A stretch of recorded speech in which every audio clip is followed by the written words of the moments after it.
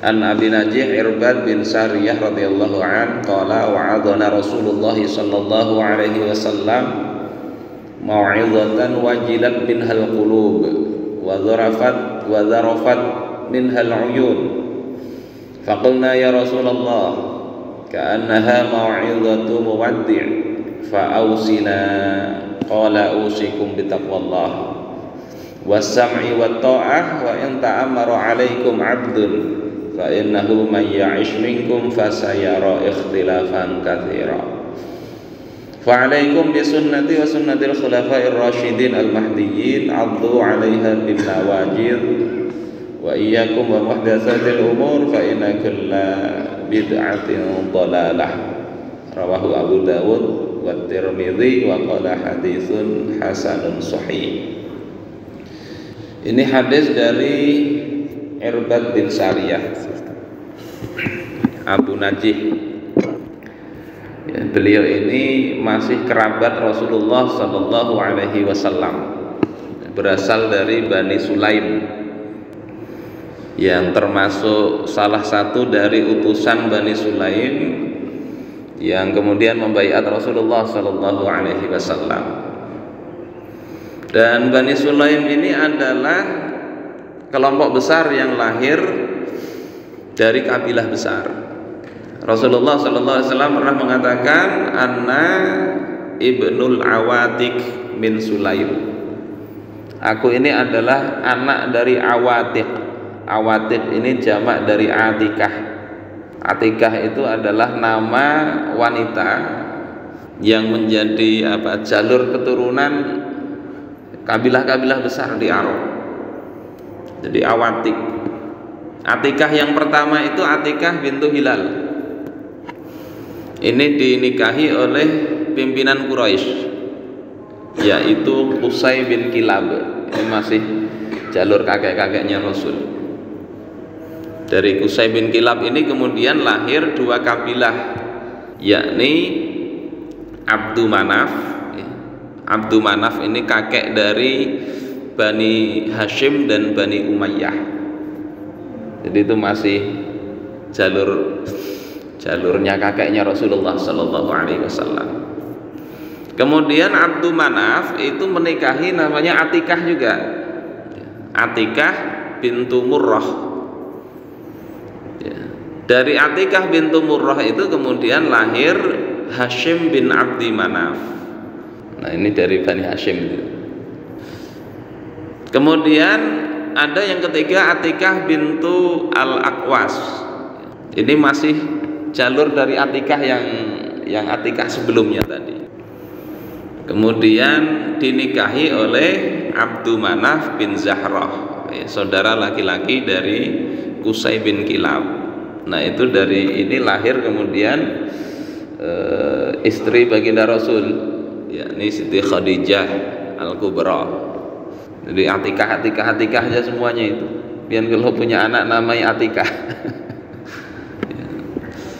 Ada juga Atikah itu nanti yang dinikahi oleh Sayyidina Umar bin Khattab. Kemudian menikah dengan Zubair bin Awam. Ada namanya Atikah juga. Ini Irbad bin Sariyah.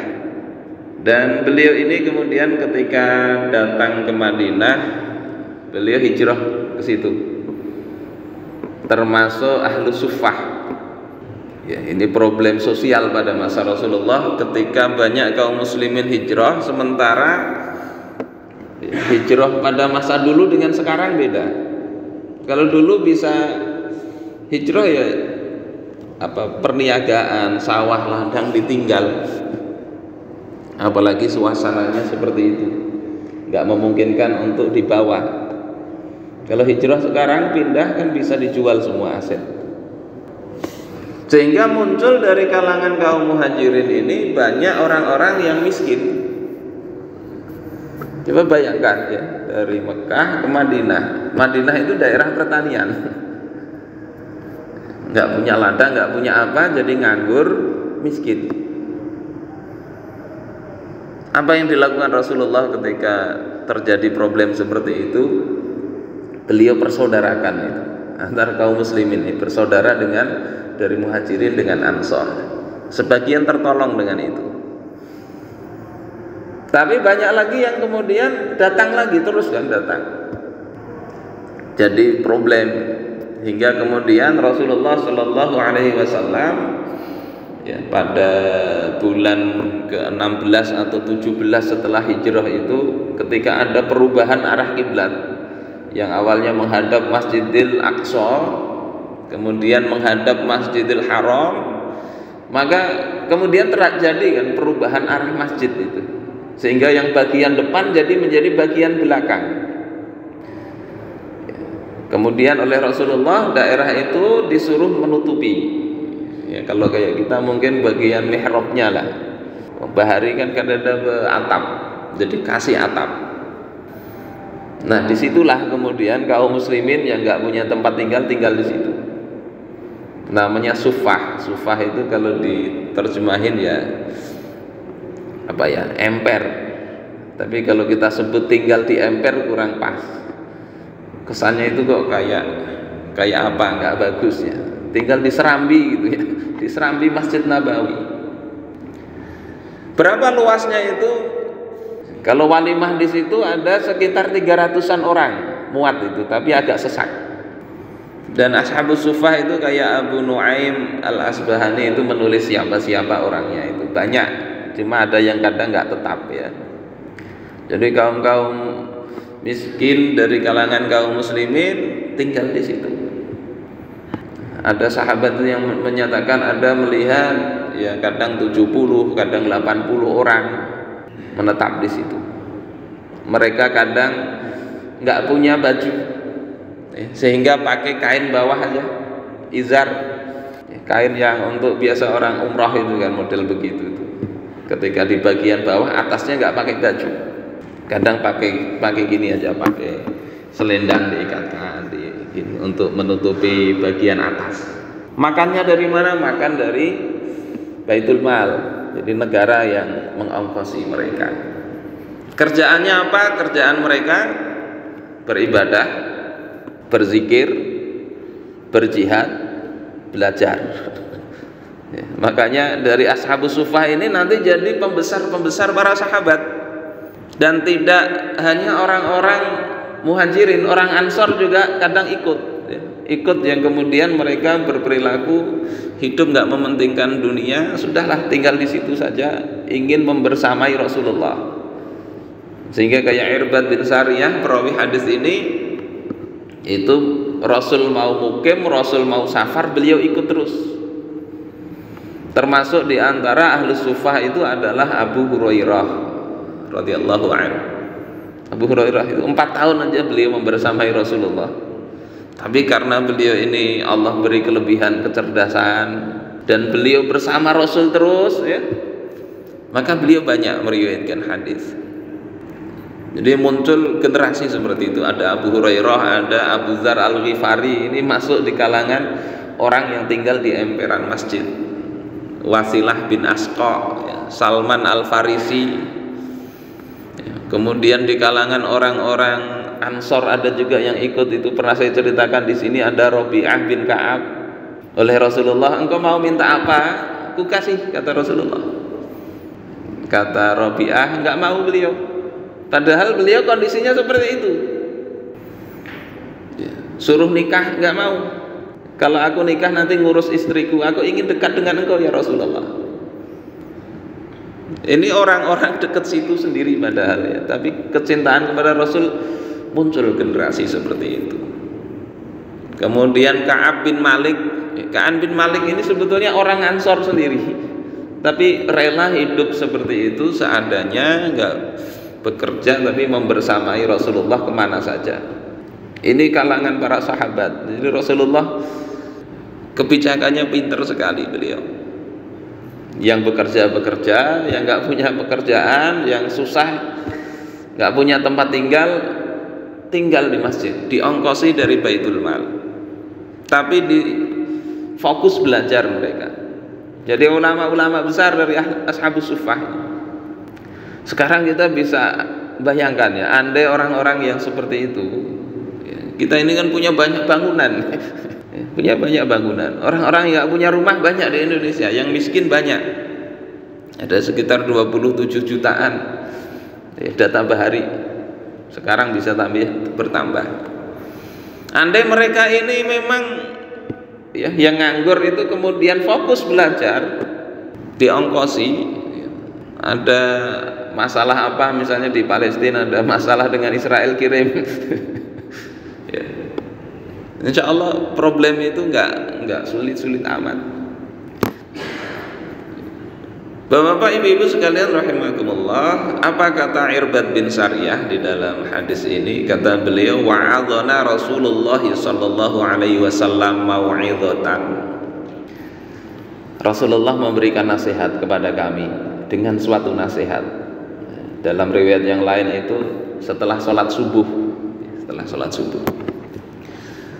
Dengan suatu nasihat, wajilat minhal qulub, yang nasihat itu menggetarkan hati, wa dzarafat minhal uyun, nasihat itu membuat air mata kami mengalir, menggetarkan hati, mencucurkan air mata. Ungkapan ini bisa kita fahami paling tidak ada 3 hal. Pertama, bagaimana Rasulullah itu memberikan nasihat dengan kalimat yang paling baik. Dari sisi bahasa Arab berarti balaghahnya luar biasa Rasulullah. Bukan hanya fasih, kalimat itu kalau fasih itu kan ungkapannya jelas, huruf-hurufnya nggak ada kacau, bebas dari tanafurul huruf. Fasih itu nggak sulit diucapkan, fasih. Kalau baligh atau balaghah itu bicara tentang ucapannya itu cocok dengan kondisi. Fasih benar berpidato tetapi nggak sesuai dengan kondisi. Orang lagi bersedih, dia bercanda misalnya, nggak cocok. Itu nggak baligh. Nah, Rasulullah itu dua-duanya dimiliki. Beliau fasih, yang kedua baligh. Kemudian pelajaran kedua itu bisa kita ambil dari hadis ini, ya, husnu istima'i ashabihi radhiyallahu taala anhu. Sahabat itu bagus sekali di dalam memperhatikan, ya, perhatian para sahabat ketika mendengar Rasulullah bepandir, luar biasa mereka perhatiannya. Sebaik apapun Rasulullah berbicara, kalau para sahabat itu pikirannya kemana-mana, nggak memperhatikan, nggak akan menyentuh hati, nggak akan membuat air mata bercucuran. Ungkapan air mata mereka bercucuran dinasihati Rasul, tadi Rasul bagus ngomongnya, mereka itu bagus di dalam mendengarkan. Makanya salah satu asal dari ilmu itu adalah husnul istima', ya, bagus di dalam memperhatikan. Jadi kalau mau berilmu itu anak diajari pintar menyimak, pintar mendengarkan. Problem sekarang ini kadang untuk diam aja susah, apalagi mendengarkan. Ya, gurunya ngomong, murid-muridnya ngomong sendiri. Kalau nggak ngomong sendiri, pikirannya kemana-mana. Ini problem awal ini yang harus diselesaikan dalam pendidikan itu. Sahabat nggak begitu, padahal mereka nggak ada belajar metodologi, belajar kurikulum nggak ada, biasa aja langsung. Tapi bisa mereka. Dari dua ini muncul ya hasil tadi, hasil yakni dari gurunya itu bagus, muridnya bagus juga menerima, muncul akibatnya yakni apa? Tergetarnya hati dan bercucurannya air mata para sahabat. Kemudian sahabat mengatakan, ya Rasulullah, wahai Rasulullah, ka'annaha mau'izatu muwaddi'. Ini kok seolah-olah seperti nasihat orang yang mau pergi saja, nasihat terakhir. Khawatir Rasul itu meninggal. Sahabat itu begitu, kok seperti nasihat terakhir. Kemudian sahabat itu melihat begitu, meminta yang terbaik. Fa'ausina, beri kami wasiat ya Rasulullah. Jadi bukan hanya sekedar nangis, ya, tetapi minta wasiat, apa kira-kira yang engkau sampaikan untuk menyelamatkan kami ini ya Rasulullah. Kemudian Rasulullah katakan, ya, beri nasihat, usikum bitaqwallah. Aku wasiatkan kalian untuk takwa kepada Allah. Jadi ini kalimat yang sering paling diulang oleh Rasulullah. Usikum bitaqwallah. Biasa para khatib juga begitu katakan. Aku wasiatkan kalian untuk bertakwa kepada Allah. Atau kata Rasulullah dalam hadis yang lain, ittaqillaha haitsu ma kunt. Bertakwalah kepada Allah kapan saja, di mana saja, bagaimanapun kondisinya. Ada sahabat antara Ansor dan Muhajirin diprovokasi oleh orang-orang munafik di Madinah. Bukan antara Ansor dan Muhajirin, antara Ansor, yakni dari suku Aus dan Khazraj yang dulu berperang aja sebelum Rasul datang. Itu perang antar suku itu. Ketika Islam kuat diprovokasi lagi oleh kaum munafik. Ini bahasa kita, andai perangnya itu berjalan terus, engkau yang menang. Tapi berhenti, begitu datang Nabi Muhammad berhenti perangnya. Begitu satu akhirnya muncul ya semangat fanatisme kelompoknya, ya, bahwasanya enggak, yang menang kami. Ya, satunya begitu sampai akhirnya panas pukul-pukulan. Jadi bisa ada pada masa itu seperti itu juga. Ya, perbedaan suku, perbedaan pendapat itu kadang menjadi sarana musuh Islam untuk agar umat ini berkelahi antar umat sendiri. Sahabat bisa saling pukul itu coba. Kemudian ini diceritakan oleh Imam As-Suyuti di dalam kitab beliau ya. Rasul datang. Beliau katakan apa? Ittaqullah. Bertakwalah kalian kepada Allah. Apakah kalian akan kembali kepada seruan-seruan jahiliyah itu sementara aku masih ada di depan kalian? Aku masih ada di tengah kalian, kalian mau berkelahi lagi? Cukup kalimatnya nggak panjang-panjang. Cukup suruh bertakwa kepada Allah, mereka akhirnya menangis, berpelukan, minta maaf. Kalau sekarang ini agak berat ya, disuruh bertakwa kepada Allah, justru yang memberi nasihat Anda ini radikal atau apa, Anda ini apa sok atau bagaimana, mungkin ungkapan bisa begitu. Sahabat dulu karena memang dasarnya sudah iman dan takwa, mendengar nasihat ittaqullah cukup bagi mereka untuk menyadarkan mereka. Kalau kita nggak cukup ya, nggak cukup mungkin. Sehingga khutbah Jumat itu walaupun sudah dikatakan ittaqullah masih tambahi penjelasan. Karena kalau tidak dijelasin ya mungkin masih ya kurang. Ini wasiat yang penting, bertakwa kepada Allah. Takwa sudah sering kita jelasin di forum ini. Kemudian yang kedua, kata Rasulullah Shallallahu Alaihi Wasallam, wasam'i wa ta'ah, dengar dan taatlah. Kepada siapa? Kepada pemimpin. Kata Rasulullah, wa in ta'ammara 'alaikum 'abdun, walaupun yang memimpin kalian ini budak. Jadi taatlah kepada pemimpin walaupun yang memimpin kalian ini budak. Para ulama ketika memahami hadis ini, seperti saya kutipkan dari Ibnu Al-Mulaqin di dalam kitab Al-Mu'in ala Tafahumil Arba'in, beliau mengatakan qala al-ulama al-'abdu la yakunu waliyan. Rasul mengatakan taatlah kepada pemimpin walaupun yang memimpin kalian budak. Kata para ulama, budak nggak bisa menjadi pemimpin. Budak nggak boleh menjadi wali. Pemimpin level gubernur aja nggak boleh, apalagi level di atasnya. Budak nggak boleh. Terus bagaimana memahami hadis ini? Kata para ulama, bahwasanya hadis ini ya daraba bihil masalah takdiran wa illam yakun.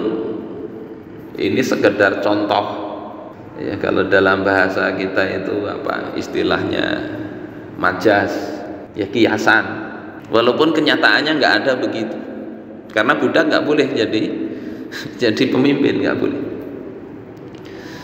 Sebagaimana perkataan Rasulullah Shallallahu Alaihi Wasallam, mambana lillahi masjidan, siapa yang membangun masjid untuk Allah, karena Allah, walau kamifhasi qotoh, walaupun masjidnya itu sebesar sangkar burung, sarang burung. Siapa yang membangun masjid karena Allah walaupun seperti sangkar burung atau sarang burung, banallahu lahu baitan fil jannah, maka Allah akan membangun untuknya satu rumah di surga. Ini hadis riwayat Ibnu Abi Syaibah dan Ibnu Hibban. Jadi ungkapan taatlah kepada pemimpin walaupun yang memimpin itu budak, itu sama seperti hadis ini, bangunlah masjid untuk Allah, ya. Siapa yang membangun masjid untuk Allah walaupun sebesar sarang burung. Jangan difahami letterlek atau zahirnya begitu. Karena nggak ada masjid itu sebesar sangkar burung. Bangun masjid, bikin apa? Sedang bikin sarang burung, tapi dikatakan bangun masjid. Nggak bisa begitu. Sarang burung nggak bisa jadi masjid. Tapi maksudnya itu sekedar majas, bahasanya itu kecil. Tapi bukan sarang burung. Kayak orang-orang Indonesia lah, kalau ngomong kan kadang begitu. Orang jualan salak misalnya, kecil-kecil dibilang salak saupil. Saupil, mana ada salak seupil itu. Upilnya besar sekali. Tidak ada begitu, maksudnya itu tidak begitu. Jadi pemimpin itu syaratnya dia harus merdeka, nggak boleh jadi budak. Bahkan bukan sekedar budak, pemimpin itu tidak boleh dia dikuasai oleh orang lain. Dia pemimpin, tapi dia tunduk kepada istrinya misalnya. Itu para ulama menyatakan kurang syarat itu, kurang syarat. Dan ini seolah-olah Rasulullah Shallallahu Alaihi Wasallam memberitahu suatu ketika itu urusan kepemimpinan ini akan buruk, sehingga orang yang nggak punya kapabilitas itu dijadikan pemimpin. Ya. Kata beliau, akhbaro bi fasadil amri wa wad'ihi fi ghairi ahli. Rasul memberitahu tentang rusaknya urusan pemerintahan ini dan diberikan kepada yang nggak layak. Kalau seperti itu terjadi bagaimana? Ya, ini pemimpinnya ini kada layak, nggak patut. Maka kata Rasulullah, tetap dengar dan taati. Dengar dan taati. Tentunya ada syaratnya, ya, sebagaimana dalam hadis-hadis yang lain. Syarat pertama, ya, kalau yang dipakai memimpin itu aturan Allah Ta'ala, enggak menyelisihi dari hukum Allah Ta'ala. Misalnya di dalam hadis Muslim, ya, satakunu umara fata'rifuna wa tunkirun. Akan ada para pemimpin yang kalian mengetahui perbuatan kemungkaran mereka, wa tunkirun, dan kalian mengingkari mereka. Dalam hati sudah enggak cocok ini. Akan ada para pemimpin begitu. Faman arafa bari'a, siapa yang mengetahui kemungkaran itu maka dia telah terbebas. Apa maksudnya? Ini sama kurang lebih dengan riwayat dari Ibnu Abbas dalam riwayat At-Tabrani. Kalau dalam riwayat At-Tabrani itu bukan faman arafa bari'a, tapi faman nabadahum najah. Barang siapa yang menentang mereka, menentang maksudnya bagaimana? Di dalam kitab Asy-Syarh Al-Jami' Al-Munawi mengatakan angkara bilisanihi ma la yuwafiqu syar'a, mengingkari dengan lidah. Sehingga sebagian ulama memahami mengingkari kemungkaran penguasa itu wajib dengan lidah, memang wajib terang-terangan menyatakan, nggak cukup dengan hati. Ini level pertama begitu. Siapa yang mengingkari itu dengan lidahnya maka najah, dia telah selamat. Selamat dari apa? Di dalam penjelasan Al-Munawi, najah minan nifaq wal mudahanah. Selamat dari sifat munafik, selamat dari sifat penjilat. Jadi kalau mau ngomong, ya, ngomong.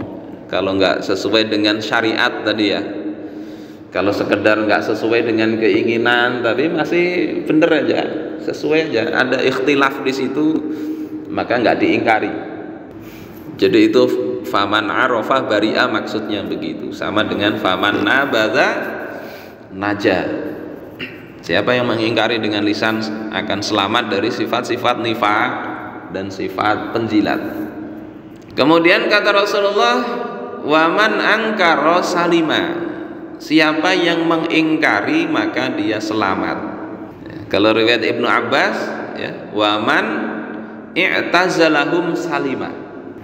Siapa yang i'tazalahum di sini maknanya adalah biqalbihi. Ya. Jadi mungkiran biqalbihi, mengingkari dengan hati. Jadi kalau pertama tadi dengan lisan, itu insya Allah Allah selamatkan dari sifat munafik, sifat nifaq. Mengingkari dengan hati, insya Allah Allah selamatkan dari apa? Ya. Minal uqubah ala tarki ingkaril munkar. Diselamatkan dari siksa, dari dosa dia tidak mengingkari kemungkaran, meninggalkan pengingkaran terhadap yang mungkar. Jadi melihat kemungkaran penguasa tadi pertama dengan lisan terang-terangan disampaikan. Yang kedua kalau nggak bisa itu dengan hati. Kata Rasulullah, walakin man radiya wa taba'. Tetapi orang yang ridha dan mengikuti, hatinya senang, membela bahkan kedzaliman, maka dia tidak akan selamat. Waqa'a fi ma yujabu al-halak al-ukhrawi. Dia nanti akan mendapatkan kecelakaan di akhirat. Karena apa? Menyetujui kemungkaran itu berarti berserikat di dalam kemungkaran itu, dapat bagian. Sehingga minimal melihat kemungkaran itu dengan hati melakukan tadi pengingkaran. Jadi hadis dari Irbad bin Sariyah tadi memang perlu disarah. Kadang kan cukup di situ tadi, cukup. Walaupun yang memerintah budak ngambil harta kalian bagaimanapun juga zalim, tetap taati. Itu aja sampai situ disampaikan, akhirnya umat itu ya nggak berani untuk melakukan koreksi. Ketika umat tidak berani melakukan koreksi, tidak berani menegur, itu kemungkaran semakin menjadi-jadi. Fir'aun itu salah begitu bukan karena sekedar salahnya Fir'aun, tapi para ulama-ulama Bani Israel waktu itu yang menjilat Fir'aun, nggak berani mengingatkan Fir'aun, sehingga makin jauh. Bapak ibu-ibu sekalian rahimakumullah, ini hadis tadi. Kemudian nasihat Rasulullah berikutnya adalah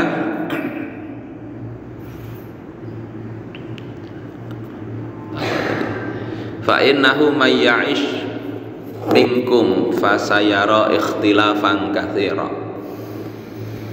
Sesungguhnya siapa yang hidup nanti di antara kalian yang umurnya panjang itu akan melihat banyak ikhtilaf, banyak pertikaian, perbedaan pendapat. Ini masuk dalam kategori ya mukjizat Rasulullah. Rasulullah ngerti dibukakan oleh Allah yang akan terjadi ke depan, akan terjadi banyak perselisihan. Fa'alaikum bisunnati wa sunnatil khulafa'ir rasyidin al-mahdiyyin. Kalau kalian lihat ya perselisihan itu, kalian hendaknya mengambil sunnahku ya, dan sunnahnya khulafa'ir rasyidin al-mahdiyyin, yakni orang-orang yang menetapi jalan petunjuk. Ini wasiat Rasul.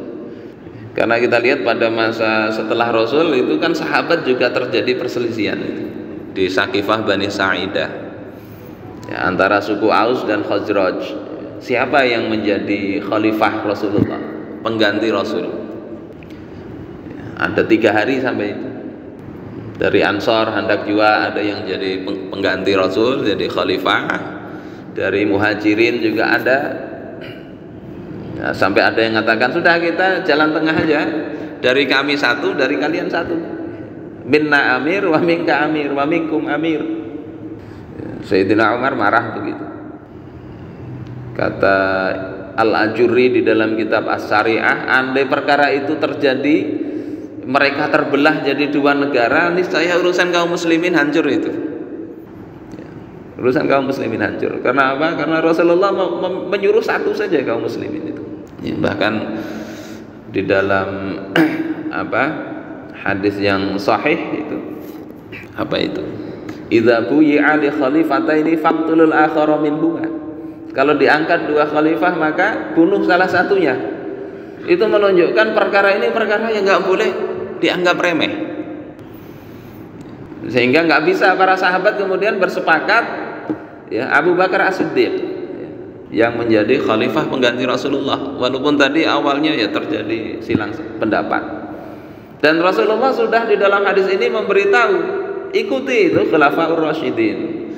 Para ulama ahli hadis mengatakan di sini yang disepakati ulama Khulafaur Rasyidin itu adalah yang 4 itu. Abu Bakar, Sayyidina Umar, Utsman dan Ali. Ikuti itu. Ada yang kemudian mau merebut mereka, jangan diikuti. Kemudian Rasulullah katakan addu 'alaiha bin nawajil. Gigitlah dengan gigi geraham kalian. Ini jangan juga dimaknai letterlock. Maknanya itu adalah ya, pegang itu sekuat-kuatnya. Ini ungkapan orang Arab. Karena gigi geraham itu gigi yang paling kuat. Paling kuat. Jadi kalaupun nggak bisa megang dengan apapun, dengan gigi geraham. Ya, maksudnya berpegang teguhlah sekuat-kuatnya. Ini pesan Rasulullah Shallallahu Alaihi Wasallam. Kemudian pesan yang keempat, wa iyyakum wa muhdatsatil umur. Jauhi oleh kalian perkara-perkara yang baru. Fa inna kulla bid'atin dhalalah. Karena setiap bid'ah itu sesat. Ini pembahasan ini panjang juga kalau kita bahas ya. Tapi prinsipnya perkara-perkara baru yang dimaksud di dalam hadis ini adalah perkara-perkara baru yang menyelisihi syariat. Syariat sudah membuat aturan, sudah membuat kaifiyatnya, sudah menentukan hukumnya. Kok kemudian kita mencari-cari yang lain? Itu sepakat para ulama tentang bahwasanya itu tidak boleh. Dalam hadis yang lain, man ahdatsa fi amrina hadza ma laysa min fahuwa raddun. Siapa yang bikin-bikin dalam urusan agama kami yang tidak diperintahkan, nggak ada sumbernya dari kami, itu tertolak. Kemudian dalam rinciannya para ulama memang beda pendapat itu tentang bid'ah itu. Ada yang mengambil makna bahasanya, ada yang memaknainya berbeda, diambil makna yang lain. Bisa kita kaji lebih lanjut insya Allah pada kesempatan yang lain. Mudah-mudahan bermanfaat bagi kita semuanya. Subhanakallahumma bihamdika asyhadu an la ilaha illa anta astaghfiruka